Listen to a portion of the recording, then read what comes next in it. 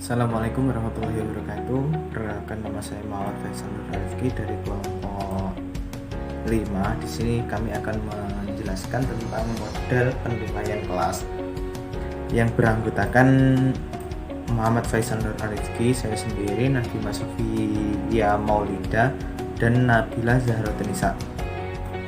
Di sini kami akan menyampaikan beberapa poin. Poin 1 ialah jenis-jenis dalam penilaian kelas. Ada berbagai jenis dalam penilaian kelas, terutama pertama tes tertulis, kedua tes terbuat, nomor 3 pemberian tugas, nomor 4 penilaian proyek, nomor 5 penilaian produk, yang ke-6 penilaian sikap, ke-7 penilaian portofolio. Poin pertama, tes tertulis. Tes tertulis adalah alat atau prosedur yang digunakan untuk mengetahui atau mengukur sesuatu dalam suasana. Yang kedua, tes terbuat. Tes terbuat adalah dilakukan dengan tanya jawab, merupakan perbuatan dari siswa yang dinilai dengan jawaban yang dilakukan dari perbuatan siswa. Yang C, pemberian tugas. Pemberian tugas dilakukan mulai awal kelas sampai dengan akhir kelas yang sesuai dengan kemampuan dan perkembangan peserta didik. Yang D, poin D, penilaian proyek.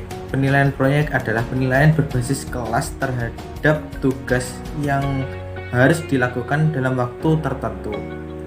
Nomor E, penilaian produk. Penilaian hasil kerja peserta didik adalah penilaian berbasis kelas terhadap penguasaan keterampilan peserta didik dalam membuat suatu produk atau yang diajarkan dalam sebuah kelas tersebut. Melanjutkan presentasi dari saudara Faisal, saya Nabila Zahrotunisa, tim 261-260-148, izin menjelaskan sedikit tentang teknik pengumpulan data. Adapun teknik-teknik dalam pengumpulan data dalam penilaian kelas dapat dikelompokkan sebagai berikut. Yang pertama, terdapat teknik pengumpulan data penilaian sikap. Yang kedua, teknik pengumpulan data penilaian pengetahuan. Dan yang terakhir, teknik pengumpulan data penilaian keterampilan.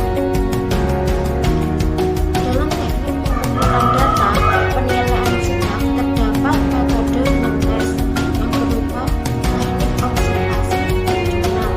Pengelolaan data dalam teknik pengumpulan data penilaian ini adalah dengan cara catatan harian peserta didik, yaitu berdasarkan pengamatan atau observasi guru mata pelajaran. Selanjutnya terdapat penilaian diri. Teknik penilaian diri dapat digunakan untuk mengukur kompetensi kognitif, afektif, dan psikomotor. Bentuk-bentuk instrumen dari teknik penilaian diri adalah daftar cek atau rubrik penilaian diri. Yang ketiga, terdapat penilaian antar siswa. Bentuk instrumen dari teknik penilaian diri adalah daftar cek atau rubrik penilaian antar siswa. Yang kedua, terdapat teknik pengumpulan data penilaian pengetahuan. Adapun teknik yang biasa digunakan dalam penilaian ini adalah tes tertulis, tes lisan, dan penugasan. Adapun bentuk tes tertulis berupa pilihan ganda, isian, benar atau salah, menjodohkan, dan uraian. Sedangkan tes lisan meliputi pertanyaan-pertanyaan yang diberikan pendidik secara lisan dan peserta didik merespon pertanyaan tersebut secara lisan pada saat proses pembelajaran berlangsung. Yang ketiga, terdapat penugasan. Adapun bentuk instrumen dari teknik penugasan adalah tugas mandiri dan kelompok. Dan yang ketiga, teknik pengumpulan data penilaian keterampilan. Adapun teknik yang biasa digunakan adalah unjuk kerja, penilaian proyek, portofolio, dan penilaian produk. Adapun penilaian unjuk kerja merupakan penilaian yang digunakan dengan mengamati kegiatan peserta didik dalam melakukan sesuatu.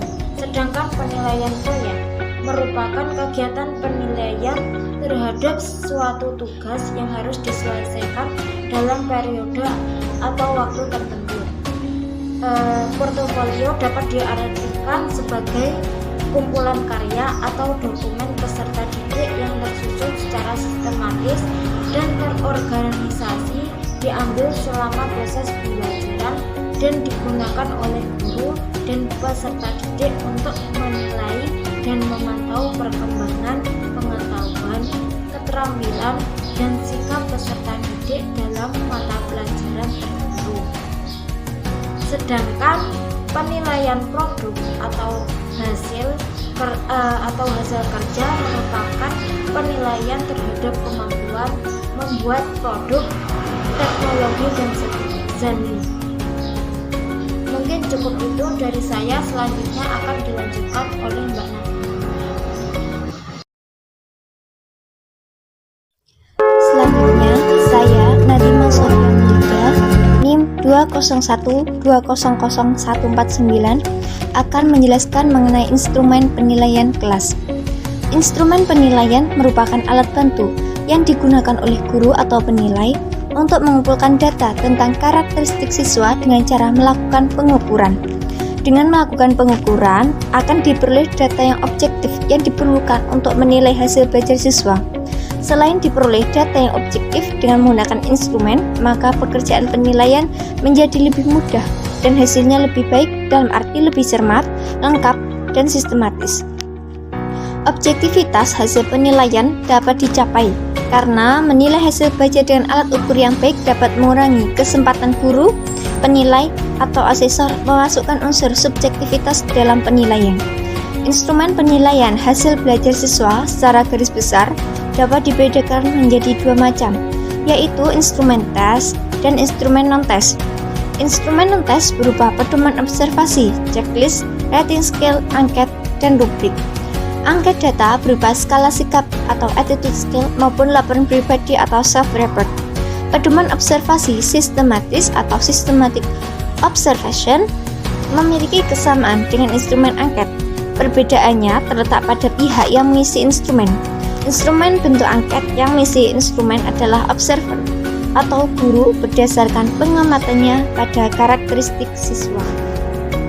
Kemudian pembuatan indikator setiap aspek sikap, pengetahuan, dan keterampilan berdasarkan teori SPUM. Indikator adalah rumusan pernyataan sebagai bentuk ukuran spesifik yang menunjukkan ketercapaian kompetensi dasar dengan menggunakan kata kerja operasional. Dalam praktiknya, penggunaan kata kerja operasional untuk indikator harus disesuaikan dengan domain dan jenjang kemampuan yang diukur.